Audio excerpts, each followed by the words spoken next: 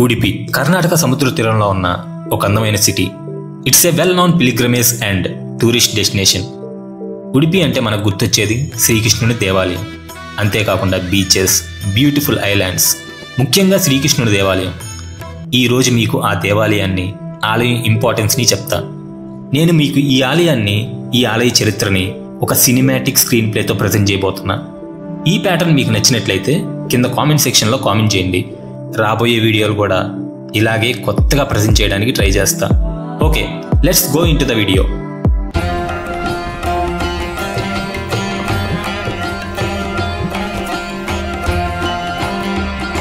అది ద్వాపర యుగం. శ్రీకృష్ణుని రాజ్యంలో ప్రజలే కాదు, పశు పక్షాదులు సైతం ఎంతో ఆనందంగా జీవిస్తున్నాయి. ఆ ప్రదేశమే ద్వారక. ఒకరోజు రుక్మిణీదేవి శ్రీకృష్ణుని ఒక కోరిక కోరింది. అదేంటంటే శ్రీకృష్ణుడు చిన్నతనంలో ఎలా ఉండేవాడో చూడాలని. రుక్మిణీదేవి ప్రేమకి ఒక తులసాక్కే తూగినవాడు ఆ అమ్మ కోరిక తీర్చుకున్నా ఉంటాడా? ఆయన చేతులతోనే తన చిన్నతనంలో ఎలా ఉండేవాడో అలాగే ఒక విగ్రహాన్ని తయారు చేసి రుక్మిణీదేవికి ఇచ్చాడు. ఆ బాలకృష్ణుని విగ్రహాన్ని గోపీచందనంతో రుక్మిణీదేవి ద్వాపర యుగాంతం వరకు పూజించింది. ఆ తర్వాత ఆ విగ్రహం ఏమైంది?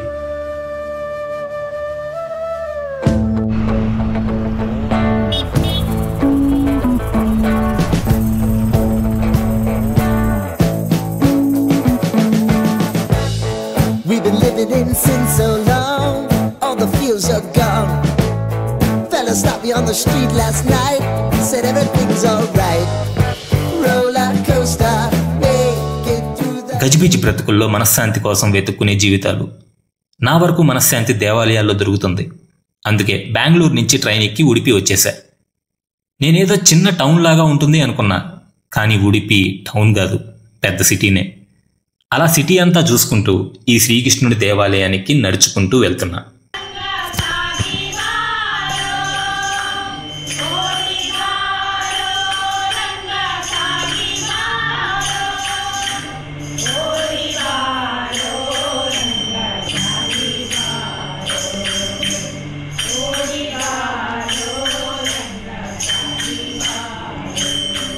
ద్వాపరయుగం ముగిసిన తర్వాత ద్వారక సముద్రంలో కలిసిపోతుంది.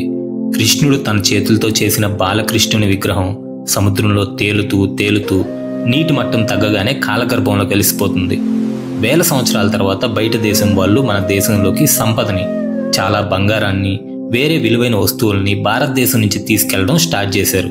అలా వాళ్ళకు దొరికిన సంపదలో ఒక గోపీ చందనపు ముద్ద కూడా ఉంది. అలా వెళ్తున్న షిప్ సడన్ గా ఈ ఉడిపి ప్రాంతానికి రాగానే ఆగిపోతుంది. విదేశీయులందరూ కూడా ఆ షిప్లో చిక్కుకుపోయారు. సముద్రంలో భయంకరమైన తుఫాను. అందరూ సముద్రంలో పడి చనిపోయే టైంకి ఒక మహానుభావుడు అక్కడికి వచ్చాడు. ఆయన ఎవరు, అసలు తర్వాత ఏం జరిగింది తెలుసుకునే ముందు మళ్ళీ శ్రీకృష్ణుని దేవాలయం కాసేపు చూద్దాం రండి. ఇదే శ్రీకృష్ణుని దేవాలయం. చూడండి ఎంత బాగుందో. ఈ దేవాలయం పక్కనే అనంతేశ్వర స్వామి దేవాలయం ఉంది. దేవాలయం వైబ్ వేరే లెవెల్లో ఉంటుంది. మీరు ఇక్కడికి వచ్చినప్పుడు ఖచ్చితంగా దర్శించుకోండి. ఆ పక్కనే చంద్రమౌళీశ్వర స్వామి దేవాలయం. ఈ రెండు దేవాలయాల ఆర్కిటెక్చర్ చాలా బాగుంటుంది.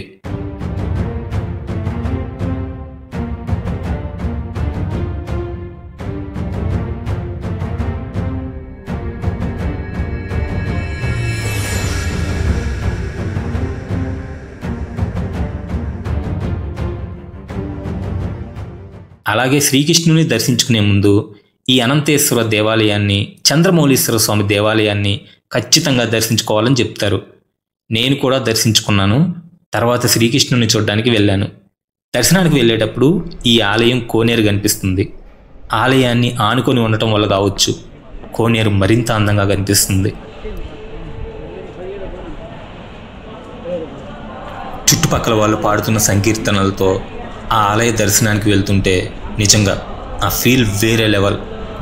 శ్రీకృష్ణుడి దర్శనం ఒక అద్భుతం. ఇక్కడ దర్శనం గురించి తెలియాలంటే ముందు ఇక్కడికి శ్రీకృష్ణుడు ఎలా వచ్చారో తెలియాలి. ఉడిపి ప్రాంతంలో చిక్కుకున్న షిప్లను కాపాడడానికి మహానుభావుడు శ్రీ మధ్వాచార్యులు అక్కడికి వచ్చారు. తన ఒంటిపైన ఉత్తరీయం తీసి ఓపగానే తుఫాన్ ఆగిపోయింది. షిప్స్ వాటికి అవే ఒడ్డుకొచ్చేసాయి.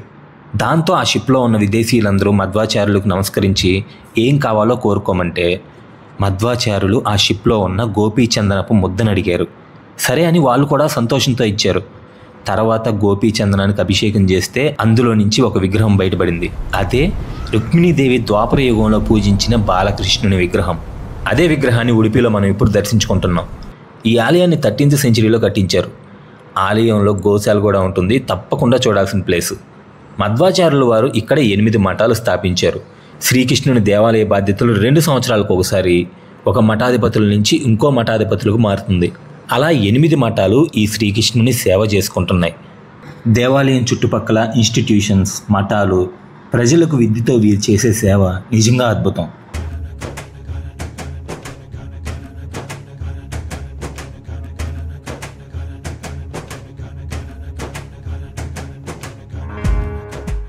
శ్రీకృష్ణుడి దర్శనం మనకు నవరంధ్రాలు ఉన్న వెండి కిటికీలో నుంచి చేసుకోవాలి.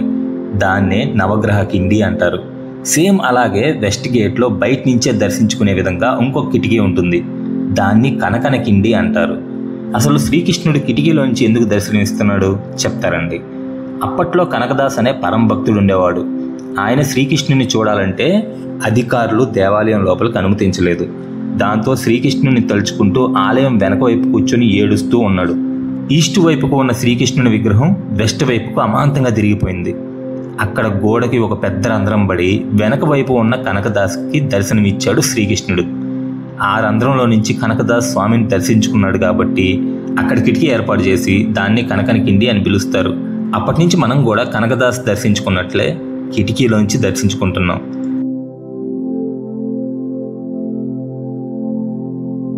ఈవినింగ్ 7:30కి ఇక్కడ రథయాత్ర జరుగుతుంది. చాలా బాగుంటుంది, కన్నులు పండగగా ఉంటుంది అనుకోండి. మనం స్టే చేయడానికి ఇక్కడ చాలా ఆశ్రమాలు ఉన్నాయి. ఫ్యామిలీస్తో ఇక్కడికి ట్రిప్ ప్లాన్ చేసుకుంటే ఎటువంటి ఇబ్బంది పడాల్సిన అవసరం లేదు. అలాగే మధ్యాహ్నం, సాయంత్రం ఇక్కడ అన్నదానం చేస్తారు. ఫుడ్ టేస్ట్ అయితే మాత్రం సూపర్.